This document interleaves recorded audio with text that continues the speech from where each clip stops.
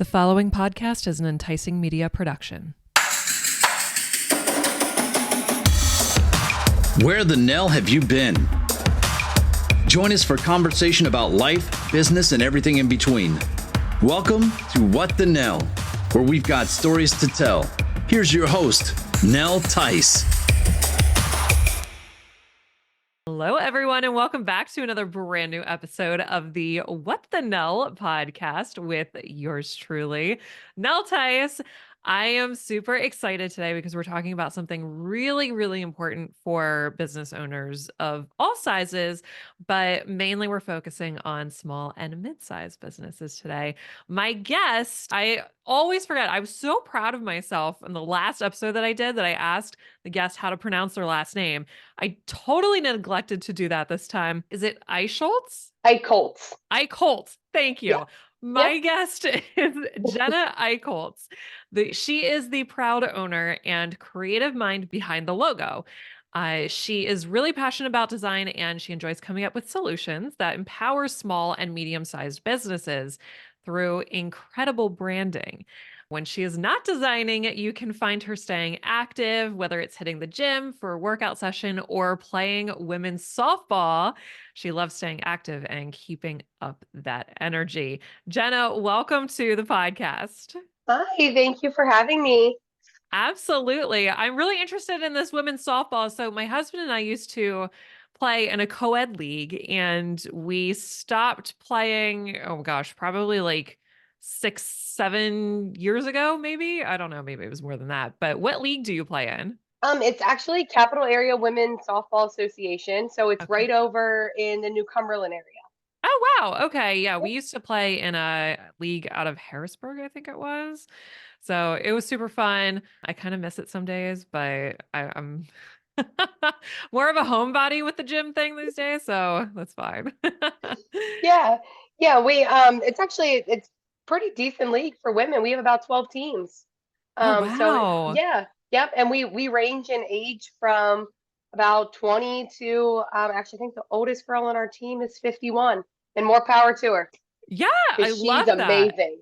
That is awesome. I'm in Lebanon. I wish that there was something like that over on this side. Yeah.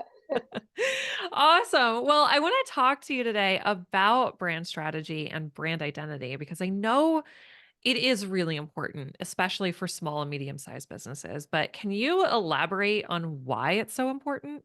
Really what brand identity and strategy is going to give a medium to small size business is that awareness. Everybody's going to go after those big name companies because that's all they know. If you don't have a brand strategy or a brand identity within your own community where you're trying to grow your business, you don't have any brand awareness. So nobody even knows who you are or what you do or to even call you when they have a problem. Yeah, absolutely. So what exactly is brand strategy and brand identity? So when you think of, well, we'll start with brand strategy. So when you think of brand strategy, that is kind of like the deeper meaning, and it kind of is along the lines of marketing. You're kind of figuring out what your messaging strategy is going to be, who your target audience is.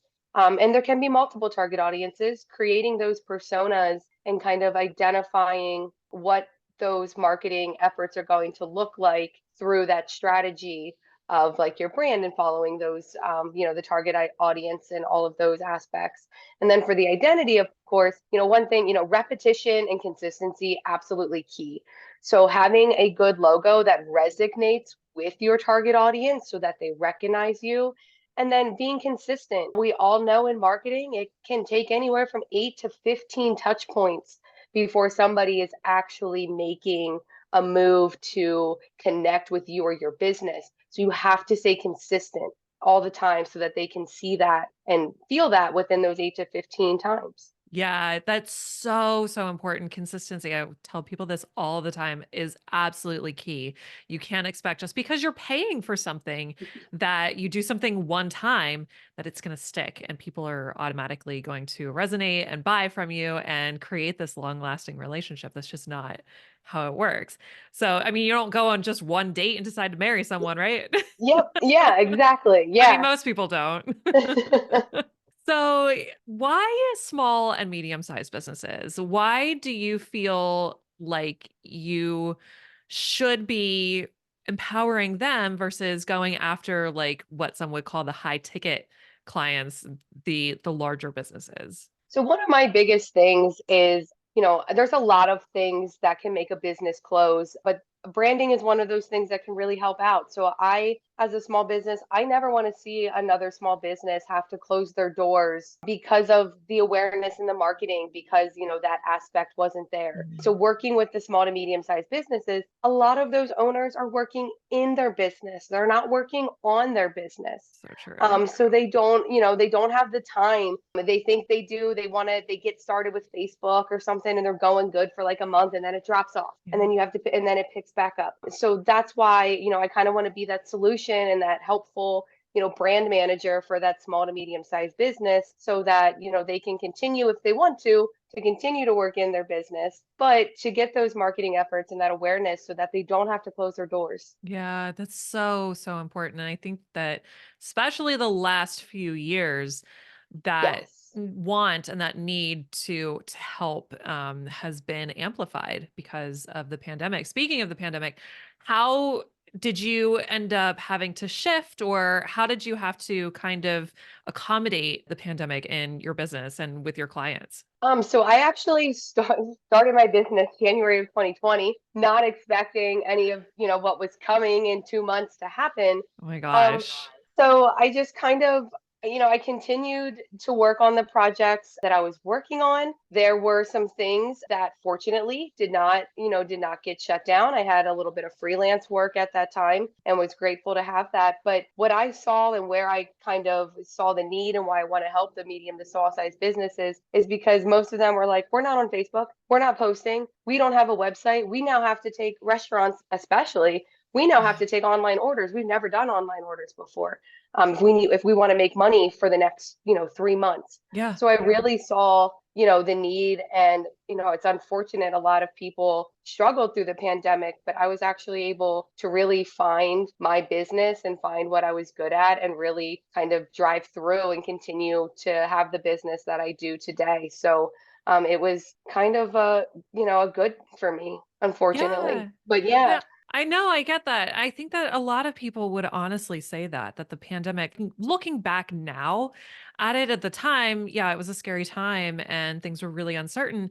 But I think a lot of even business owners would say now, looking back, yeah, it was actually kind of positive in a way for certain things in everybody's lives. But I do kind of want to take a tangent here. What prompted you to start your business, and what brought that drive in to help people?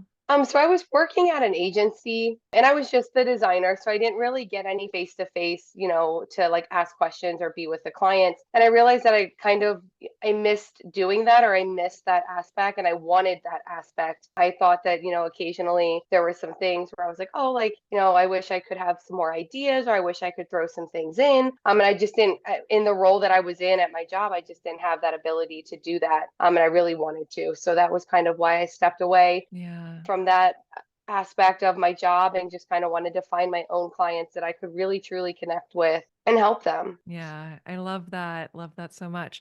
So, why? Okay, so I'm going to put out a hypothetical situation. So, let's say I'm a brand new business owner. I know that there are certain things necessary that I need right now to get my business off the ground, and there are certain things in due time that I can prioritize as a goal that I'll need as I grow. But right now, it's really important for me to have a brand identity strategy. I don't know where to start. I don't think that I can afford somebody to help me with that. And I'm resisting that. How would you encourage someone to actually go through with that and make them see that it is worthwhile? Honestly, with branding, it is really hard and it is a high ticket item. It's marketing, and marketing's a high ticket item. Yeah. Kind of just being able to show them some of the smaller businesses within this area, and kind of how they have grown with Mhm. a brand. But the other thing is something I'm actually kind of glad you brought this up. I am trying to change my business model and the business model around branding. So I am actually looking to be more so hired on as your brand manager on a monthly, subscription basis. So it's a Oh, year. nice. It's Yeah. broken down into 12 payments over the year. And I work with you and you get all of that you need over a year.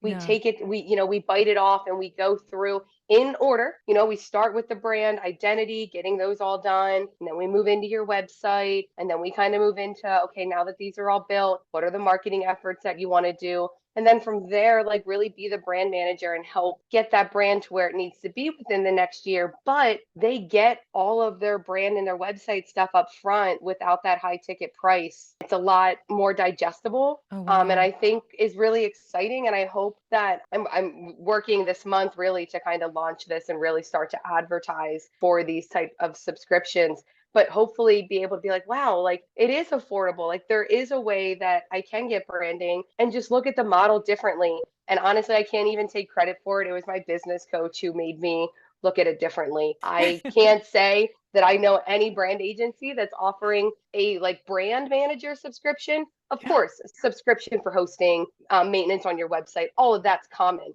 but not for a brand, not to be your brand manager. Yeah, that's incredible. No, I've literally like I know website developers and designers and graphic designers and all these people that provide amazing services, but I've never heard of anybody offering a monthly retainer or subscription to something like that. That's incredible. Like if you're listening, you need to contact Jenna. Like this is an amazing offer. My eyes lit up and I'm like, "Oh, I don't know." I'm the Yeah. video girl. I'm not necessarily the graphic designer. I stay in my lane. So, that's amazing. So, what you mentioned, like you first will focus on certain things and like, so what does a program look like for that with you? Like, do you start working on like logos? How do you strategize with a client? Yep. So, we kind of start with like the kickoff call and we, again, kind of just take everything in chunks. Usually the first 3 to 5 weeks, depending. That's when we're working on the identity. We're finding your client personas, working on that logo and whatnot. From there, after we get the identity, the next 5 to about 12 weeks, again, depending on how big the website is and what the client's needs are, we're going into your website build. We're, designing it based off of the brand, the colors, the fonts, everything we use will match your brand identities to go into your website. And then once your website is built after those 12 weeks, that's when we kind of start with like, okay, we're going to do some social media posts and we're going to drive traffic to your website now. And now it's organic in the beginning. Right. I don't, I can't tell a client to go ahead and throw out money onto paid ads without having some organic traffic first. I Yeah. just can't, as a person, tell somebody to do that. I don't want them to spend that money. I So we respect start with that. organic, and we get them going with some organic posts. And then we kind of at that 6 month mark, yeah, that's when we start to have the quarterly brand meetings, and we'll talk about the next 3 months. Then what's coming up on the next 3 months on your sales side, on your marketing side, what deliverable, and then that's where I find out what deliverables they're going to need from me for the Yeah. next 3 months to make that successful. And then we can start to talk about maybe some paid advertising and some next steps as we're growing. And the other thing is too is, your brand strategy always needs evaluated. So I'm always there to help. So if we get to that 6 month mark or that 9 month mark and something isn't working, we're going to make that change and we're going to talk about it Yeah. rather than just kind of everybody's like, okay, I got my brand and then I got my logo and now I don't talk to that agency anymore and I don't know what to do with my logo, or, the strategy that we came up with is no longer working for me. That's where I come into play and I'm helping you adjust that strategy. I'm a strategic partner in your business. I want to be engulfed in your business. I want to know everything about it so that I can help make your brand work. Yeah, that's amazing. That's wow. Like that's incredible. You're almost like social media brand. Like these are all, and this is what I love too about what you're doing. So these are all separate entities. There are Yeah. people that do strictly social media. There are graphic designers that do strictly logos. And then there are so many different moving parts that it's almost like a one-stop shop for your brand. Do you ever work with like photographers or other people that provide branding opportunities, I guess is what I'm looking the word I'm looking for to help buid your own business out to help serve Yeah. clients? Yeah, absolutely. So I'm the brand strategist. I am the branding person of my business. That is where I thrive. That is my lane. That is what I love. I've tried to do it all. Yeah. And, it's really hard, especially in marketing. There's so many changes. So I am staying in my lane and I'm staying into the brand part. So I am the front runner. I start with that brand identity. I am your brand manager, but I do have a specific person in each of those elements that is helping me as a Awesome. contractor. So I do have one contractor who is working on my web, one contractor who is working with social media. So I have one, so they are, it's like me, they're Yeah. staying in their lane, but we're all putting like our brains together to make this, brand work and to make all these little, churns go together, but we're all staying in our lane so that we can be very knowledgeable and be an expert because we're not trying to take on too much knowledge. Yeah, absolutely. I love that. Love, love, love that. I do that in my husband and I own our business, Enticing Media, and that's what we do too. I realize like I'm your video person. Like Yep. I started out by video editing. I graduated from YouTube University and that's my lane, but people are starting, people want other things and I want to be able to offer other things too. And make it so that you don't have to go somewhere else for all these separate little things that you need. So, no, that's great. I love what you're doing. Awesome. So, why why should everyone have brand identity? Why is it important? Why is it necessary for everyone? Honestly, I mean, if you really want to grow your business and you want, why do most people start a business? They want flexibility, they want freedom, they want to be in charge of their income, and having a brand is going to allow you to do that. Having a brand that you can scale and grow and work from, that it gives you a foundation. It Mhm. gives you something to start on, and that's why I think it's so important. Yeah, it is. It truly is. And you mentioned something earlier too. You mentioned creating a brand identity that is targeting not even just one audience, but multiple audiences. And I think that's something that's really important to highlight is because we're constantly being told that you need to have your target audience. And that's always referred to as just one. But I want people to know that it is necessary, it's okay, and it happens that you do have multiple target audiences. So, what happens in a situation like even myself where, I have the business, but I also have like radio shows and I have podcasts. What if you're working with a client and they have multiple entities and things like that? How do you kind of approach that? Yeah, so it's all about basically putting them in an order. Mhm. Maybe you have one single like bread and butter client. Maybe you have two types of bread and butter clients, and then you kind of go down from there as into like what those types of clients give you as far as like your revenue and your income and like what it looks like for you. And once you look through all of those, you could have 5 to 6 different target audiences. And that's where you look at your campaigns then. And then Yeah. you're running your campaign for that one specific target audience or that other specific target audience. Sure. Maybe there's a service in your business that you haven't really highlighted at all. It's always on the back burner, and you haven't really found that target audience for it. That could be as the start of a campaign, Yeah. figuring out that target audience for that unused service and see if it's even worth having it still as a service anymore. Yeah. Yeah. That's awesome. That's really good advice. I think there are so many of us, especially as small business owners, we get bitten by that entrepreneurial bug. And then all of a sudden we have our hands in the cookie jar and all different types of cookie jars. And that's when it starts to get a little muddy sometimes is, great. We've created this brand for this specific thing that we're doing, but now I want to do this and I want to do that. And, going all over the place. So it's really nice to be able to have somebody like you on their side to help them figure out how to navigate those waters. Yeah. So this is amazing. I feel like we have like blown through so much value in such a short amount of time, which is honestly kind of a good thing because anybody that's listening is really really busy and really just trying to like make it through the day and get some value, but towards the end of each episode, I do like to make sure that, especially as entrepreneurs, it can always be about business sometimes. And we don't ever really take time for ourselves, and I just like to remind ourselves that it's okay to not take ourselves so seriously so much. So Our tradition here at the What the Nell podcast is to ask the guest to tell us a What the Nell story, something that you've experienced that doesn't necessarily have to be about the topic at hand, something crazy that's happened to you, like you got stung by a jellyfish on vacation or something like that. Something that you can share with the listeners and now our viewers to leave them thinking, what the Nell just happened here? Oh boy. I'm always like so bad. I'm always bad at like this type of like this stuff. Oh, Like not impromptu, but like just like off the bat. like Um improvisation. yeah, yeah. Yeah, Uh, no, that's fine. I don't want to make you go crazy. It's totally okay.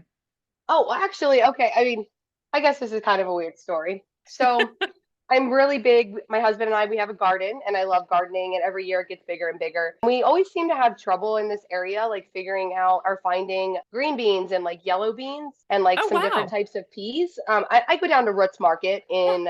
in Lancaster, and that's where I usually get a lot of my plants. But sometimes it's just hard to find those certain ones. So this year we decided to grow them ourselves. So we started planting them, little seedlings, in March. Everything was great. Basically our dining room turned into a greenhouse because it has really good light in the front of our house. Turned into a greenhouse. Everything was looking really good. And about 2 or 3 weeks ago, Aldi had a nice little greenhouse, and I was like, "This is great." I said to my husband, I was like, "We got to get these outside. The snap peas are attaching to our chairs. We, Oh we my gotta we gosh. gotta get them outside." So I get this greenhouse, I get it all set up, I put it on the side of the house, we put the plants in, and it was probably 2 weeks ago when we had like those 2 or 3 days of warm weather. Yeah. Completely like forgot that the plants were in the greenhouse. Oh no. Majority of them shriveled up and they all died. No. Oh, my heart breaks for you. Oh my But gosh. luckily, we started them so early that 2 weeks ago, I've already planted new ones and they're still in the greenhouse. We're Oh. remembering to water them now, and they are starting to sprout again. And we'll still have plenty of time here in probably the next 2 to 3 weeks to plant. But yeah. Gosh. No, that's really funny. And it's funny you mentioned that because I just had lunch today with a friend of mine and she was like, my friend gave me a sunflower. And she's like, I kill everything. I told her that. And she's like, oh, I planted it. It's still upright. So we'll see. I don't know. But I'm like, yeah, I have no green thumb because I either forget to water or I don't like, or I water too much or something. But most people I know are not like the best at remembering to do the things necessary to keep plants alive. Yeah, I think because they were in our dining room, it was better because we literally Yeah. passed by it every day, like going to like walk up our steps to go upstairs. So like we saw it every day. And then it's like when they moved, it was kind of like we forgot that like we had moved them. And I was like, okay. And then I said something to my husband. I was like, go out. He comes back and he goes, come out here. And I was like, what? He was like, just come out here. And I was like, what? Are they all dead, or are they massive? Like, or have they overtaken the greenhouse already? Yeah. And it was the first one. They're all Oh dead. my gosh.